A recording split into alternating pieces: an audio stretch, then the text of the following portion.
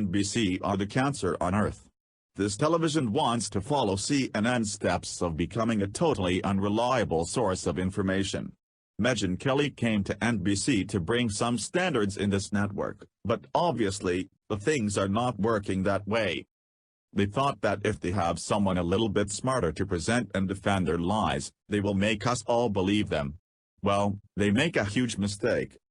However, Megyn Kelly was brave enough to make an interview with one of the most powerful people in the world, Vladimir Putin, during the hardest political crisis in the USA in recent time. This interview is very interesting. It's pretty obvious that Vladimir Putin is disgusted by Megyn Kelly and her unprofessional way of making an interview, but he was not able to hold his horses, and in one moment he told Megyn Kelly that she is supposed to go to jail with the stupid question she asked, because if we follow the liberals' logic that's crime. Putin said that Kelly should be put in jail for talking to him if journalistic standards regarding Flint's ties to Russia were actually upheld. This part was cut from the official release of the NBC's interview with Putin. Для первого воскресного прайм-тайма с ведущей Мегyn Келли американский канал NBC выбрал беспроигрышный вариант – интервью с Владимиром Путиным, что может быть более рейтинговым, когда в США только и разговоров, что о России и ее якобы вмешательстве в американские выборы. Ему на самом деле нравится, когда бросают вызов. Уже после записи скажет о Путине Келли, словно подтверждая, она все время пыталась спровоцировать российского лидера. Есть агентство госбезопасности, которое так утверждает, демократы, республиканцы. Все комитеты, которые видели секретные материалы, говорят, что это так. Они что, все врут? Я ни разу не видел прямых каких-то доказательств вмешательства России в президентские выборы в США. Я никого не хочу обидеть, но Соединенные Штаты везде, по всему миру, активно вмешиваются в выборные кампании других стран. Ну, вот куда пальцем на карту мира не ткнешь, везде вам будут жаловаться на то, что американские официальные лица вмешиваются в их внутренние политические процессы. Поэтому если кто-то, я не говорю, не мы не вмешивались, но если кто-то каким-то образом влияет или пытается влиять, или как-то участвует в этих процессах, то уж тогда Соединенным Штатам не на что обижаться. Русские хакеры, русское досье, которое у Москвы якобы есть и на Трампа, русские шпионы, для нужной ассоциации, видимо, и эта фотография. KGB spy master. И ведь Путин уже подробно объяснял Келли еще на Петербургском форуме, что атаковать компьютеры можно из любой точки мира, и не обязательно России. Но ретранслируя американские стереотипы о российской политике, Келли продолжает задавать острые вопросы, получая на них не менее острые ответы. Сейчас расследуются связи между вашим правительством и компанией Трампа. Вы сказали, что посол Кисляк просто выполнял свою работу. А что же обсуждалось на этих заседаниях? Вы что думаете, со всего мира или из Соединенных Штатов посол мне каждый день докладывает, с кем он там встречается, что обсуждает? Ну, бред какой-то. Вы понимаете, что вы спрашиваете или нет? Вы же его начальник. Послушайте, у него начальник министр иностранных дел. Неужели вы понимаете, что это чушь? Я даже не знаю, с кем он там встречался. Вы на голом месте сделали сенсацию и превратили ее в инструмент борьбы с действующим президентом. Ну, это вы просто знаете, что вы такие изобретательные люди, там такие молодцы. Вам скучно жить, видимо. В российских агентов в США принято записывать едва ли не каждого, кто бывает в России. Вот и бывший советник Трампа по нацбезопасности Флинн был вынужден подать в отставку после обвинений в тесных связях с Москвой. Подвел, похоже, вот этот снимок, где Флинн рядом с Путиным. Какие у вас были отношения с господином Флинном? У меня с вами, вот с вами лично, гораздо более близкие отношения, чем с господином Флинном. Мы с вами вчера встречались вечером. Мы с вами сегодня целый день вместе работали. Вот сейчас опять встречаемся. Когда я пришел на мероприятие нашей компании WWIII, сел за стол, рядом сидел какой-то господин с одной стороны, с другой стороны кто-то еще сидел. Потом я выступил, еще о чем-то поговорили, я встал и ушел. Все мое знакомство с господином Флинном. Вот если у нас с Флинном был такой контакт, а с вами целый день, Флинна уволили с работы, а вас нужно просто арестовать и посадить в тюрьму. Как рассказала потом журналистка, разговор без камеры оказался неожиданно теплым, а Путин любезным, говорили даже о семье. Но во время интервью от американских дел Келли отвлеклась только для того, чтобы спросить, а как в России дела с демократией? Россия развивается по демократическому пути. Это безусловно. И в этом не должно быть ни у кого никаких сомнений. У нас собираются митинги оппозиции, у нас люди имеют право высказывать свою точку зрения. Да, если люди в ходе выражения своего собственного мнения нарушают действующее законодательство, действующий закон, то тогда, конечно, правоохранительные органы стараются навести порядок.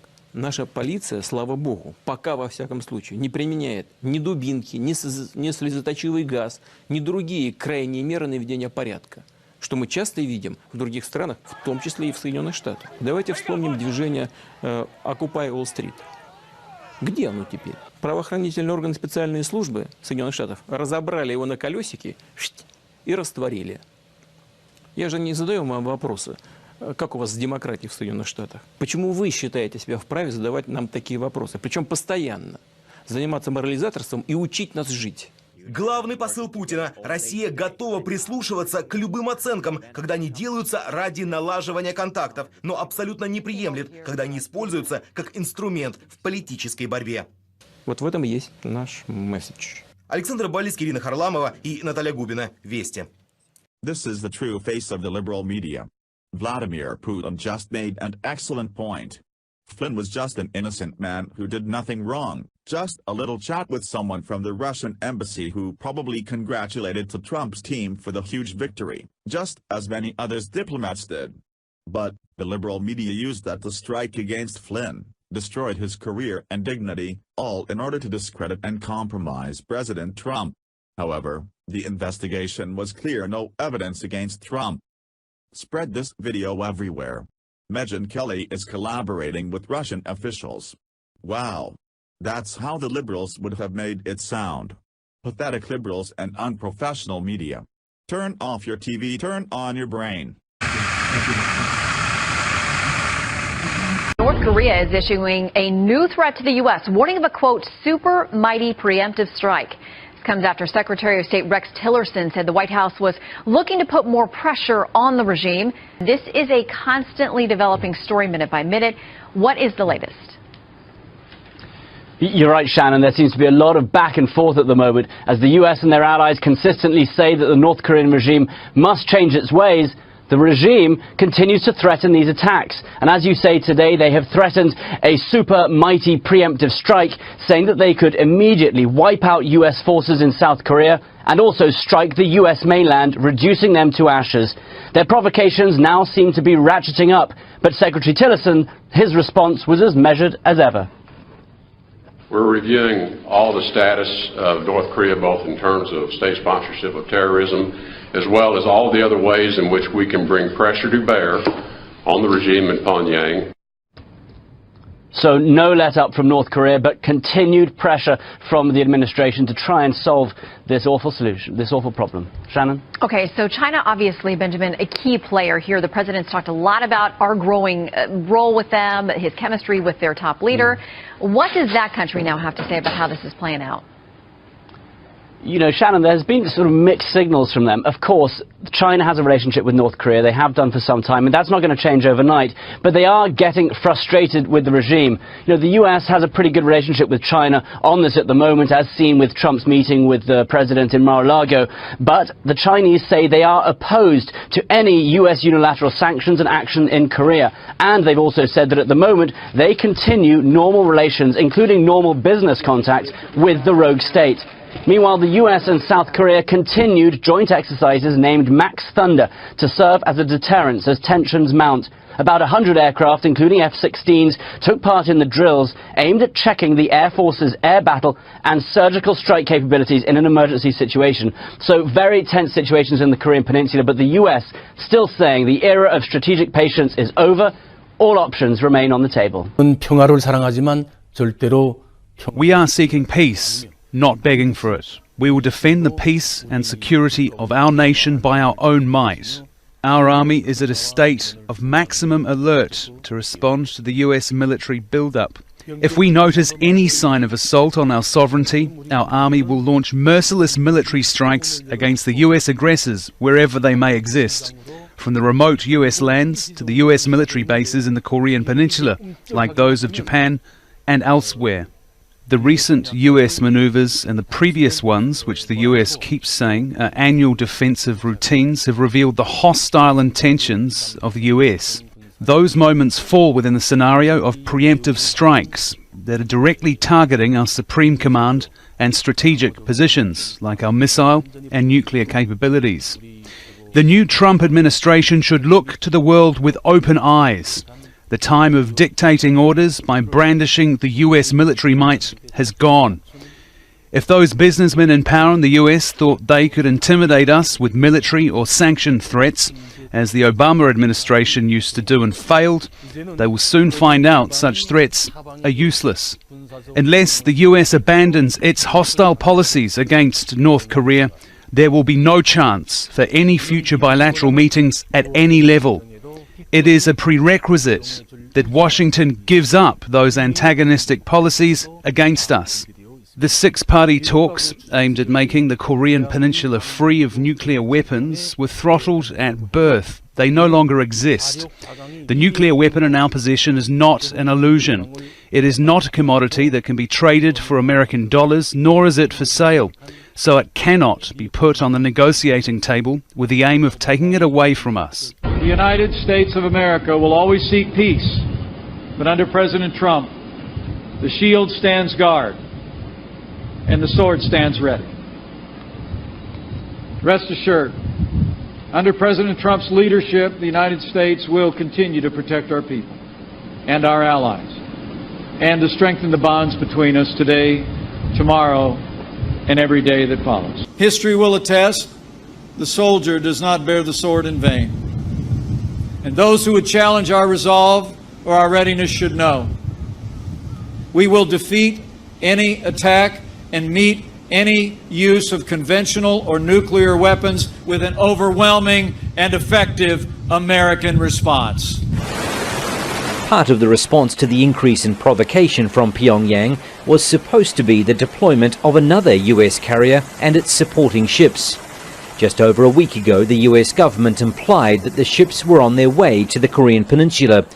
We are sending an armada, very powerful. We have submarines, very powerful, far more powerful than the aircraft carrier, that I can tell you.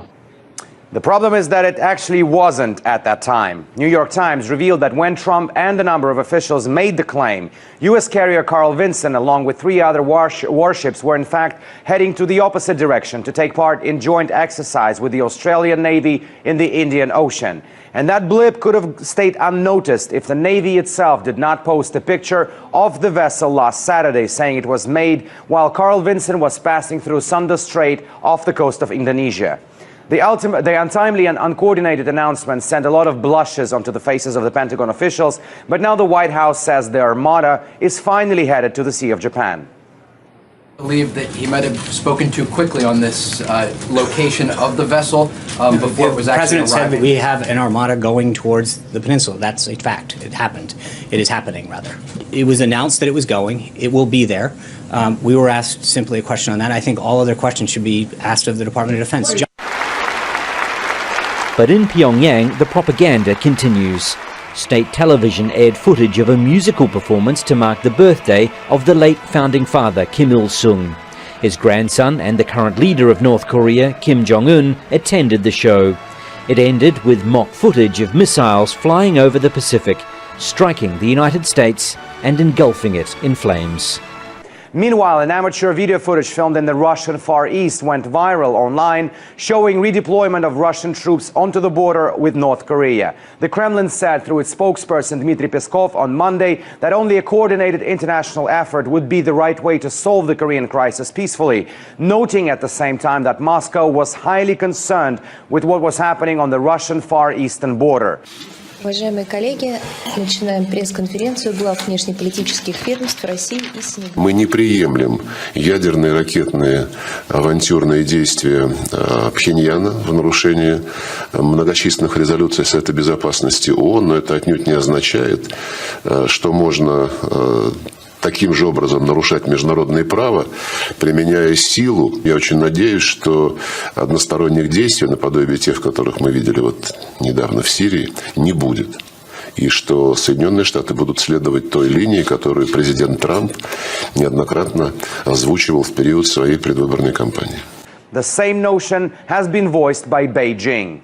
So things may have calmed down a little bit for now, but the situation can hardly be described as stable. The U.S. fleet is expected to arrive by the coast of the Korean Peninsula early next week. To the members of the Security Council, I must say, enough is enough. Nuclear powers understand their responsibilities. Kim Jong-un shows no such understanding. His abusive use of missiles and his nuclear threats show that he is begging for war. War is never something the United States wants. We don't want it now. But our country's patience is not unlimited.